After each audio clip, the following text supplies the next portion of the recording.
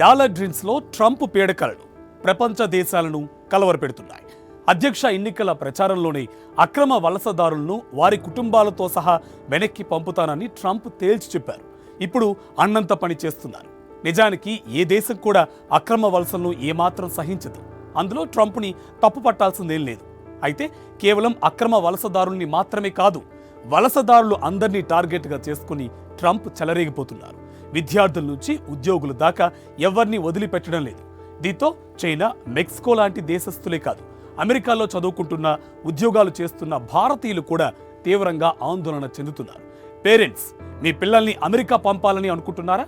అయితే 1కి 2 సార్లు ఆలోచించండి. ఎందుకంటే అక్కడ ఉన్నది డొనాల్డ్ ట్రంప్. మనోడు యమ డేంజర్. టౌను పక్కకెళ్ళొద్దురా డింగరి, డాంబికాలు పోవద్దురా, టౌను పక్కకెళ్ళావో డానైపోతావురా అని పాత తెలుగు సినిమాలో ఒక పాట. ఇప్పుడు అదే పాటని అమెరికా వైపు చూస్తూ పాడుకోవాల్సిన దుస్థితి ప్రపంచ దేశాలకు పట్టింది. ట్రంప్ రూల్స్ పాటిస్తున్నారు. తమ దేశంలో ఉండాలంటే తమ చట్టాల ప్రకారం నడుచుకోవాల్సిందే అని చెబుతున్నారు. అందులో ఎవరికీ ఎలాంటి అభ్యంతరం లేదు. కానీ నిన్నటిదాకా ఆ చట్టాలను చూసి చూడనట్టు వదిలేసి ఇప్పుడు హఠాత్తుగా అంతా చట్ట ప్రకారమే జరగాలి అనడంతో అసలు సమస్య ఏర్పడింది. విద్యార్థులు పార్ట్ టైం జాబ్ చేయలేదు, కానీ చేస్తుంటే పెద్దగా పట్టించుకున్నది లేదు. దీంతో వేడి నీళ్లకి చన్నీళ్లు తోడైనట్టు చదువుకి అయ్యే లక్షల రూపాయల ఖర్చుకి పార్ట్ టైం జాబ్స్ భరోసాగా ఉండేవి. ఇప్పుడు ట్రంప్ మొత్తం సీన్ మార్చేశారు. అలానే వలసదారులను లక్ష్యంగా చేసుకుని బర్త్ రైట్ సిటిజన్షిప్ రద్దు దిశగా ట్రంప్ పెడుతున్న పరుగులు లక్షల మంది సాంకేతిక నిపుణుల డాలర్ డ్రీమ్స్ ని డమాల్మనిపిస్తుంది. అమెరికా డాలర్ డ్రీమ్స్ తీర్చుకునే దేశం మాత్రమే కాదు, నైపుణ్యాలను పెంచుకోవడానికి అన్ని వసతులు ఉన్న దేశం.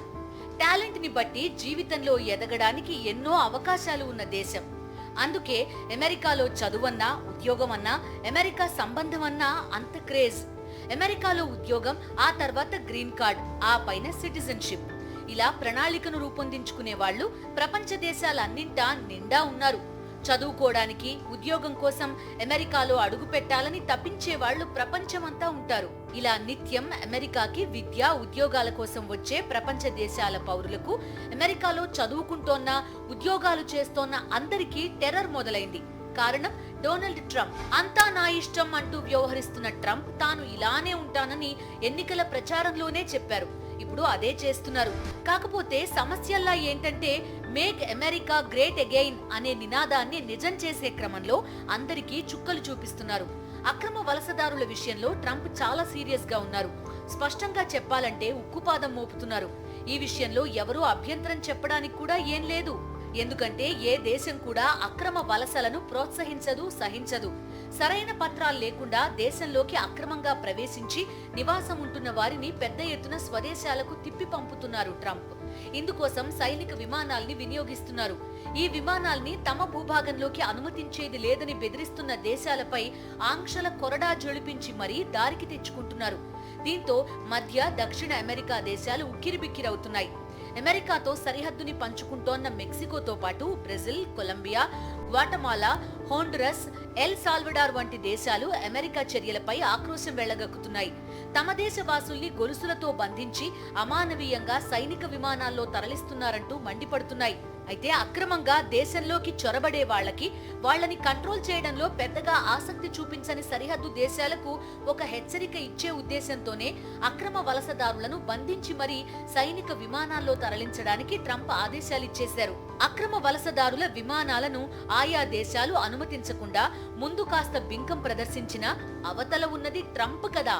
ఆంక్షలు విధిస్తామని హెచ్చరించడంతో చివరికి మెక్సికో తమ దేశానికి చెందిన అక్రమ వలసదారులు ఉన్న విమానాలను అనుమతించింది.